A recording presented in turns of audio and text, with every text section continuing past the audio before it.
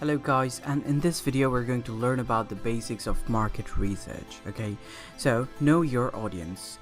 So what exactly is this market research? So market research is basically to find out about your audience, to find out about your markets for your product. Okay, so let's say you created a product, and if you don't see there is a market for it, if you don't see any customers, if you don't see the product is solving a problem for someone, do you think that anyone is going to buy your product? No, right? So that's the thing. So that's why market research is essential for every business. Okay, if you don't do a proper market research, you will have to waste time later. Okay, it will affect you in a very bad way sometimes. It's from the experience. Okay, so you need to analyze, you need to research from the data that you get. Okay, you need to know your audience. So first thing is you need to ask yourself, is there any real need for your product? Okay, so is your product solving any problem or not? Okay, and how many people are having this problem? Okay, like how many people are going to be benefited from your solution, from your product? Okay, and is there any need for the product, or is there any want for the product? Okay, so you need to figure out both of these, and also you need to see if you have a passion for this work. Okay, I mean, you can build any kind of business, but if you don't have a passion for that, if you don't like the business, you're going to give halfway. Okay, so it's very important to love what you do. Okay, to love the field, to love solving problems for people, to love providing value. Okay, so you need to find the best fit. So first question to ask yourself, is there any real need or not? Okay, and then the next question, as we said before, is it solving any problem or not? Okay, so if the product is not solving any problem, so it would be very difficult for you to sell the product. I mean, you can sell additional products always. However, don't you think it would be preferable to solve a problem, and then you can target the people who are having these problems and help them directly, right? So that's the thing. So is your product solving any problem? Okay, and if the problem is big enough or not? Okay, so just think about it. You can create luxury products, right? So you can create a cruise service that is very expensive, so which I mean that's all right. You can have very good target customer base, who are very rich and wealthy and who goes to these trips all the time, right? So that is one of the good ways of business. Okay, that's good. That's not a problem. That is actually solving a problem. That is providing value to the world. Okay, so now that's your next question. Now let's move on to the other section where you need to ask yourself, how are you better than your competitors? Okay, so how are you better? Ask yourself. So your product has to be at least 10x better. Okay, at least 10 times better. Okay, so there's this entrepreneur whose name is Grant Cardone. He's written this book. I think it's called 10x something, I forgot the name. Anyway, that's the principle of the book. Is you have to have a very good product. Okay, you have to have a product which is much more advanced and innovative than the other competitors. Okay, how is it solving their problem, your customer's problem, in a better way than the other competitors? Okay, so as Elon Musk also said in one of his interviews, that it's very simple actually. You have to create the best product. So let's say before we used to have these Tesla sedans, right? Tesla cars, the electric vehicles, right? EVs. However, they weren't that good. Okay, they didn't have any mileage. They didn't have any a good outlook. They didn't have any good battery technology. Okay, however, Tesla is giving all these facilities. Tesla's giving all these functionalities. Tesla's giving all these features, which is amazing, by the way. Their product is not 10x, their product is 100x better than their competitors. Okay, so that's why people love Tesla. Okay, so that is one of the examples, or I can give you a couple other examples. So let's say in the beginning, Apple created their iPhone, right? So they were the first ones to create this innovation for this touch screen. Okay, so before, Nokia probably were on the top, and there was Motorola as well. And what happened is Nokia never went towards the innovation and stuff like that. So what happened is Apple took the market away. Okay, and you can see where iPhone is in today's world. You probably own an iPhone. Okay, that's the thing. You can see everyone loves Apple products. Okay, because their products were more than 10x better, okay, innovate, like more innovative than their competitors, okay, in a better quality, okay. And that's the thing. So if you have these 10x 100x better product, like your audience will definitely come to you, okay. Now some of the things I would like to talk about is brand loyalty, then cost of change, ease of integration, unique selling point, okay. So customers usually brand loyalty is less these days as we go along in future. Customers are usually changing product from one brand to the other brand like very quickly, okay, which is kind of concerning. However, like the businesses are developing as well, so that's why if your product isn't 10x better, people will not change from other brand to your brand, okay. Just tell me, like, let's say if you create a mobile phone right now, tell me why would they buy from your company, like why would they buy from you rather than buying from existing famous brand, brand who is providing a lot of value, like probably Apple or probably Samsung. Why would they buy your new phone? Like, what are you giving? Like, what is this thing, right? That's the thing. So there is always a cost of change related to that, right? So they're probably going to lose a bit of respect, or they're probably going to lose a little bit of money, or if your product is of superior quality, they're not going to lose anything, right? So the cost of change would be even very less, and which is the next point basically, which brings us to our next point, which is ease of integration, okay. So it's basically how easy it is for your product to integrate with their lifestyle, okay, with their lives. How is it giving them value, okay, how easy it is for them to integrate. So let's say, I'll give you an example for the search engines, right? So before there were a couple of search engines before Google, like now Google is in a monotonous market, right? Google is in top place. So now before there were like other search engines, however they weren't providing the desired values that customers were expecting, right? And then Google came along with their algorithms, and then they started giving these amazing values, okay, with their searching methods, and which is great, by the way, and they monetized the search engine market. And after doing that, it was very easy for people. You just open the website and you just search it, and it brings everything to you. I mean, it was for the other people as well, however they gave a market for people, and that's the ease of integration, okay. And it's like the Tesla example again, like the cars that you get now, the Tesla sedans, Tesla SUVs, Tesla cars, and it's one of the fastest cars right now in the market, okay, fastest production car. And what happens is it's very easy to integrate, right? Before, people used to think that electric vehicles need this electricity, that electricity, and there is no station. Where can you charge it with this and that? But now Tesla increasing their charging stations everywhere, and which is actually a very good thing for the whole world.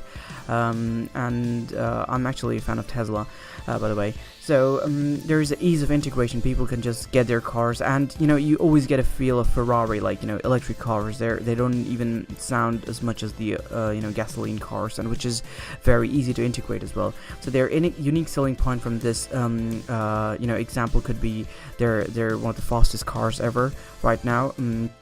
I mean, your SUV can go like 0 to 60 in 2.8 seconds. So which is, I mean, there's no competitor for them right now, right?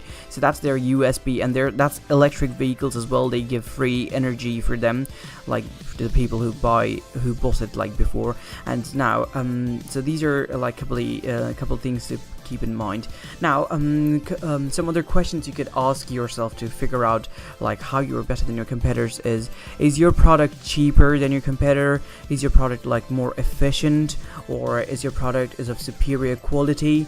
Like just think about it, like if your product is not cheaper or more efficient or of superior quality, why would someone move to your product, right, from the existing known brands? Then is your product more sustainable, or is it going to be providing value for them in the long term, like they're going to use the product for a long time, and they don't have to change it, as we talked about cost of change? Then do you have an upper hand in your location? You could get like a USP, unique selling point based on your location. Maybe in your area you have the better hand, right? So I could give you an example. So let's say I started a robotics company, right? So it's called Adama Robotics, and we're based in London. So what happened is we have a competitor. It's called this company is known as MakeBlock, who are based based in China. So what they do is they produce their kits in China, and as you know, the labor cost in China is quite low, like lower than UK, right? So they produce these things and then they distribute it through their channels. Okay, they don't have any they just partnered with a couple of companies in UK. Okay, and if you try to buy their kits, like you have to get it directly, and it costs like almost similar amount as the kit. Okay, so which is which is not a preferable thing. So if we create a cheaper version of their product with even better functionalities, like at least a 10x better product in UK, we're on the way, by the way. We're creating our products, we're working on it, and we will have an upper hand than the other companies that are based in, from other countries, basically. Okay, now also you can ask yourself, do you have a better business model? Like what business model are you following? Like do you have a subscription based business? Do you have a direct sales model? Do you have an affiliate marketing model? Or do you have like whatever suits you? Okay, do you have a better business model than your partners? Okay, than your competitors, not partners, sorry. So that's the thing, you need to ask yourself these things. And then the last one is, do you have a more innovative product than your competitors? Okay, so just think about it. If you don't have these, if you can analyze your need for your product just from these questions. Okay, if you hear them out and write it down, or just think about it in your mind, okay, you'll figure out like how are you better than your competitors. Okay, now there are two types of market research. Okay, so one is called primary market research and the second one is called secondary market research. Okay, that's kind of simple, right?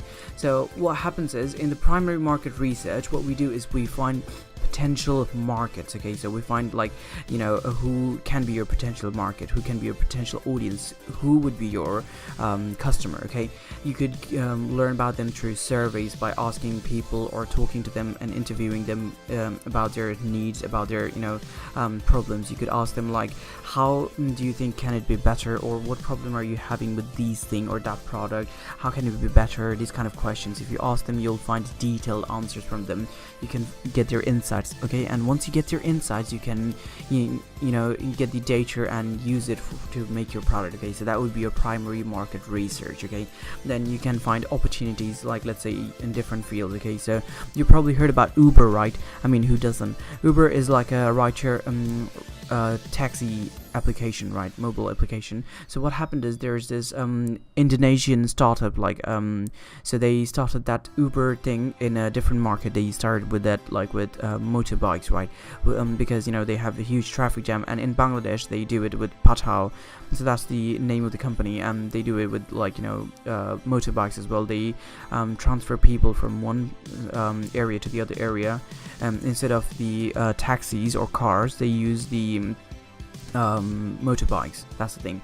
And with the primary market research, you can also find about the market share, like who is dominating how much portion of the market. Okay, so for example, I've given you here a cryptocurrency market capitalizations. Okay, like here the market share of Bitcoin is $42 billion, as you can see in the blue area. Then Ethereum is on $29.2 billion, and then Ripple, then Litecoin, then Ethereum Classic, then a couple other. Okay, so that's the thing. So you can figure out about the market share of your competitors, then you can figure out the market capitalization. So if the market is of this value, this and that, then you can analyze your competitors as well. Okay, from their sales, from their traffic, from their website, from their reach. Okay, by the way, there's this website called similarweb.com. Okay, you can figure out from there.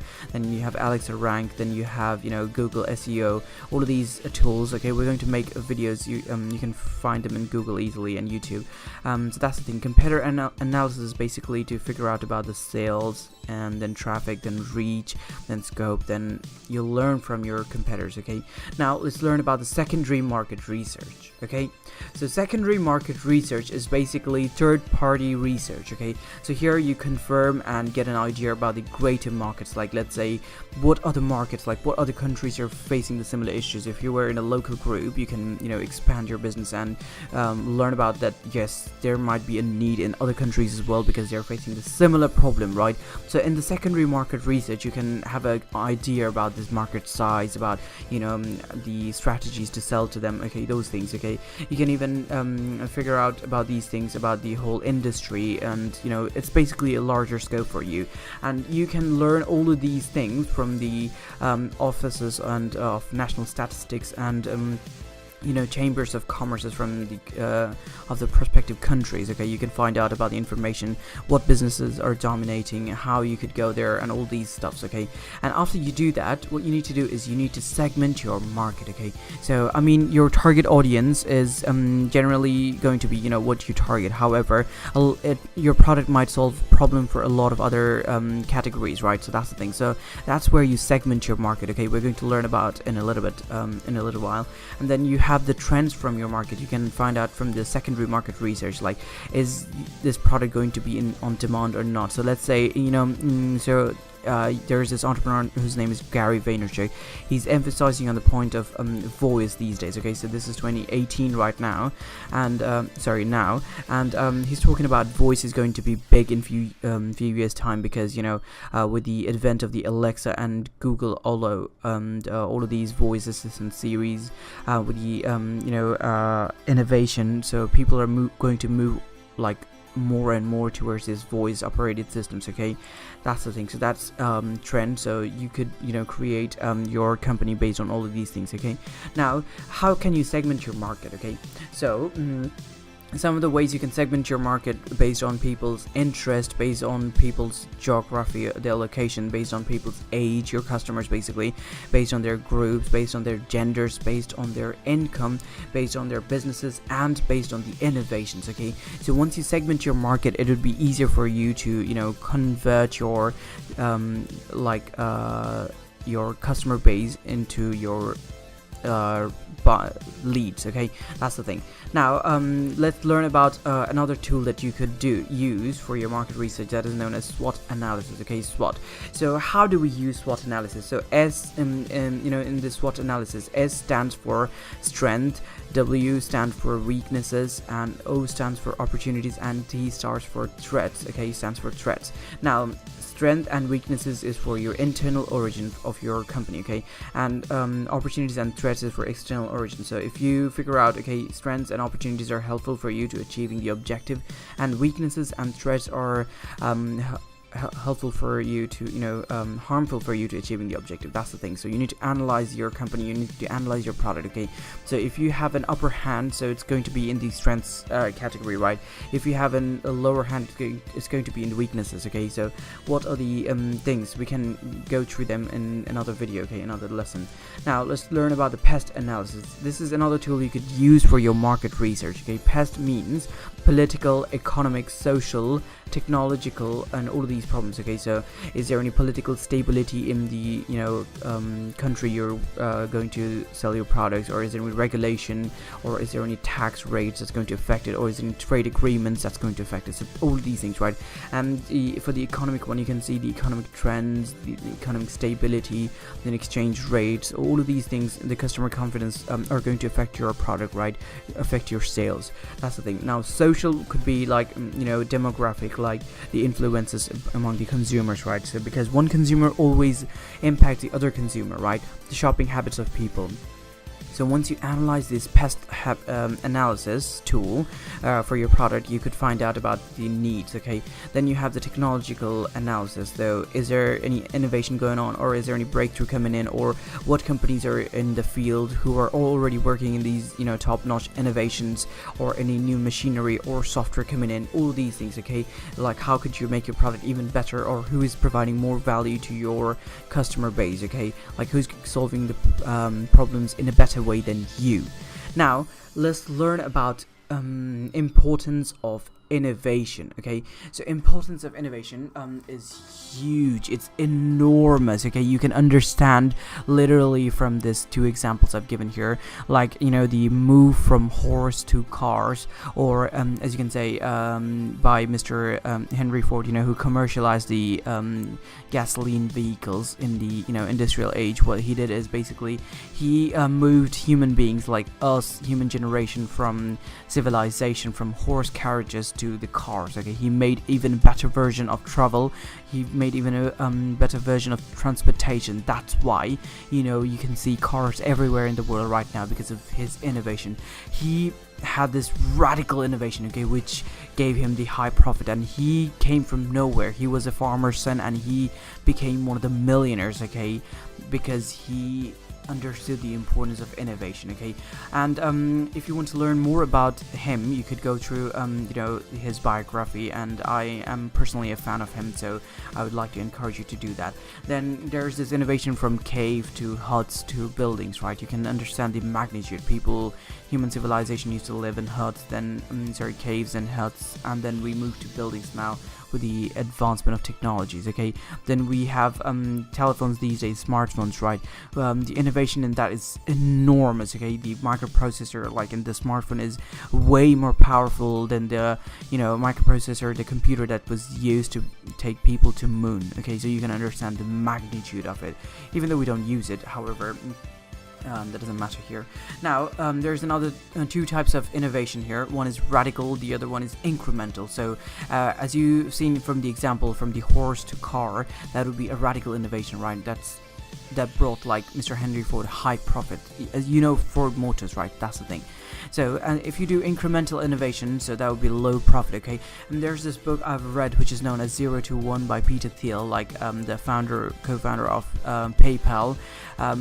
So he talked about the like going from 0 to 1. Okay, so if you have a product which is 0, most people will go from version to version to 0.1, 0.2, 0.3. That's incremental innovation. Okay, incremental growth.